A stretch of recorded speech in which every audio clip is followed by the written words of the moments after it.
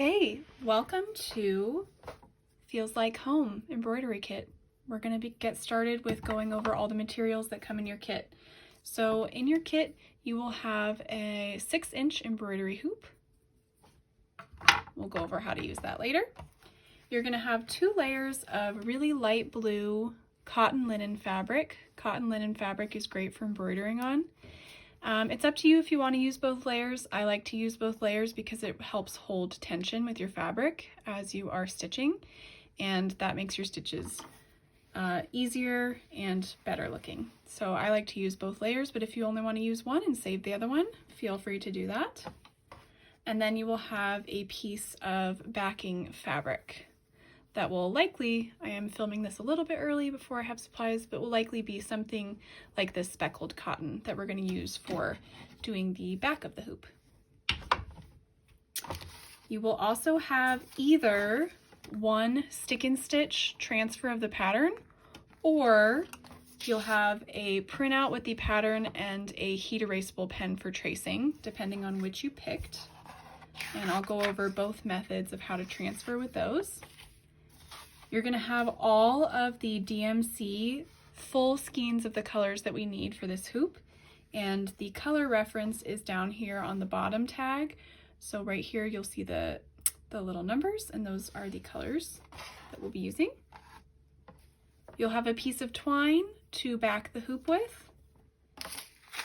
You will have a bag of the white beads that we use in the clouds, and then you'll have 3 needles.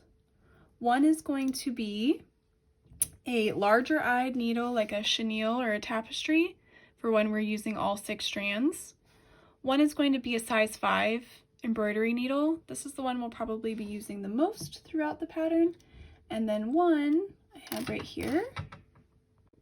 One is going to be a needle with a really tiny eye for adding the beads in. So you'll have 3 needles that come with the kit for using at different times throughout the project.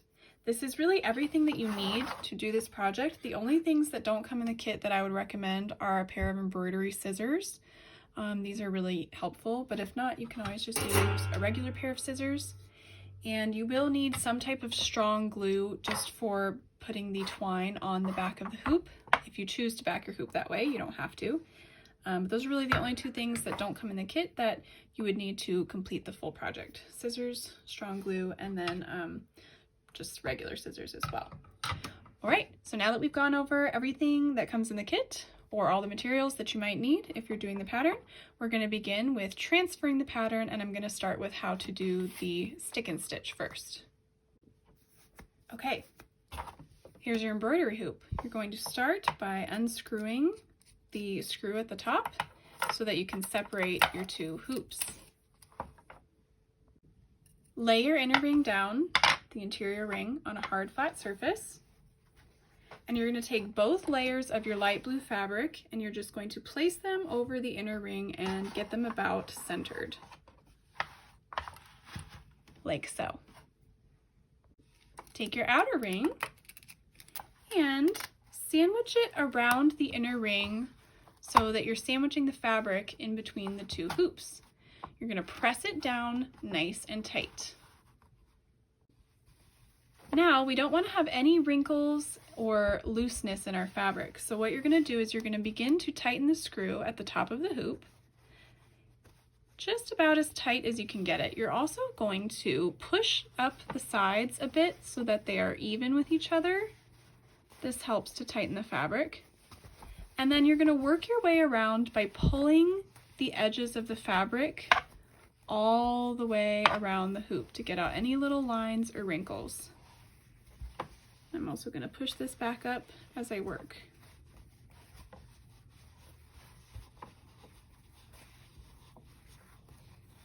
You can see there is still fabric pulling here, so I'm going to keep doing that.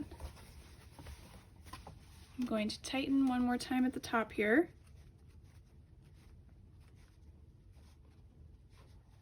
Getting that pretty tight. Go around and pull the edges, see if there's anything else that is loose. You don't want to pull too hard that you pull your hoops apart, but you do want to pull pretty tight. Then you can See how it sounds like a drum? That's how we know that we're ready to stitch. Now we're going to apply the stick and stitch pattern. So you're just going to gently peel away the pattern from the backing, and then you will place it down on the hoop. It should fit just about perfectly on this 6-inch hoop. You can gently press it down all around. Voila! One thing to note here, if you did happen to just purchase the pattern and you printed this out on your own stick and stitch paper, just make sure there's a black line in the pattern version of this.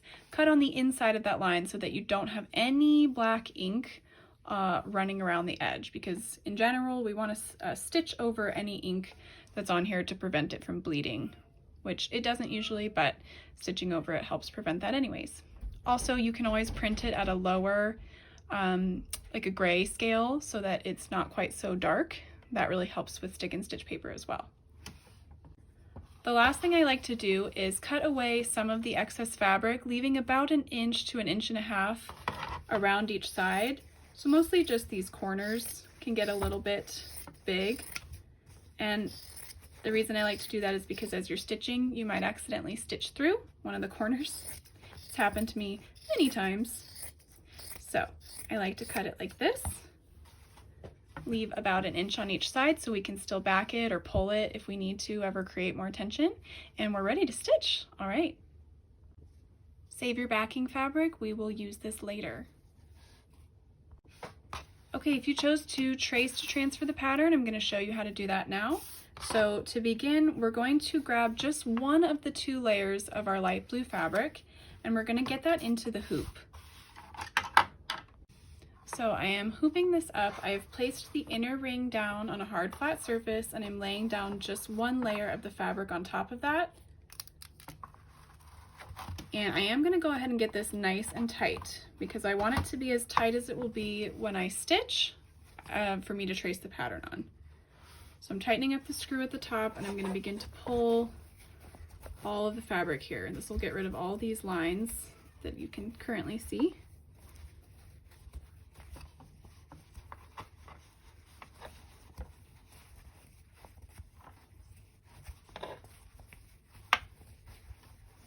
Working my way around, pulling all the fabric here. Tighten up the screw one more time.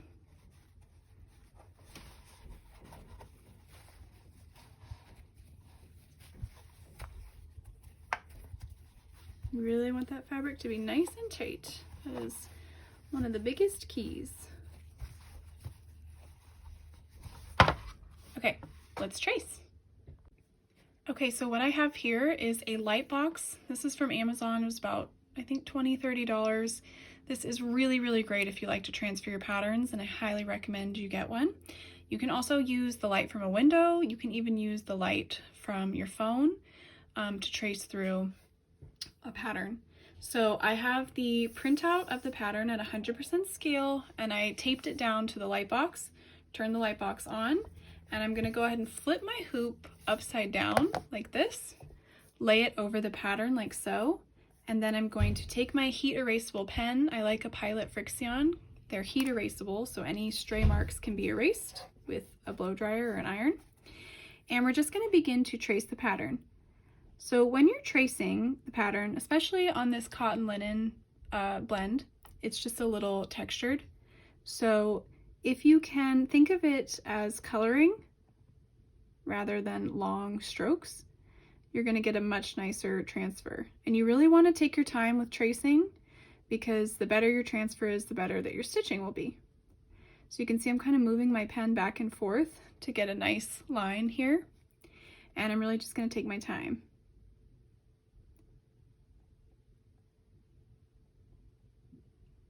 I'm going to trace every element of the pattern.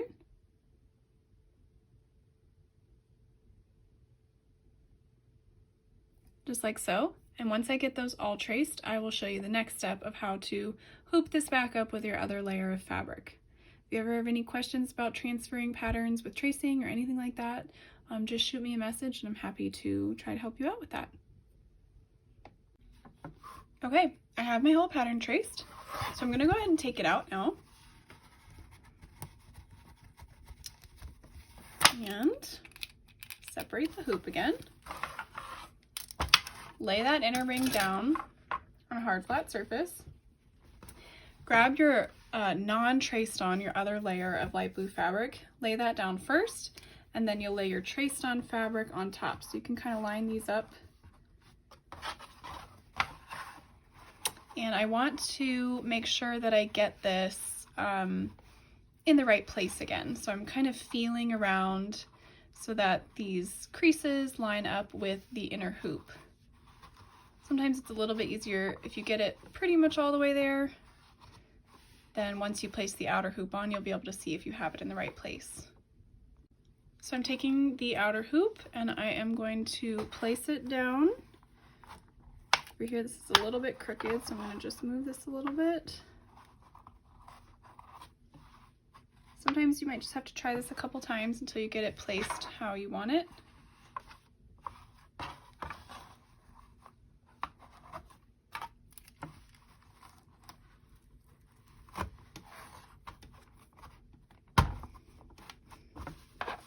Okay, that looks about good to me.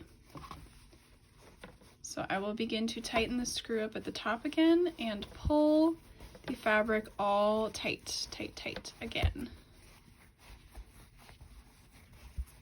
Totally get rid of that crease that I see. Just get this pulled nice and tight.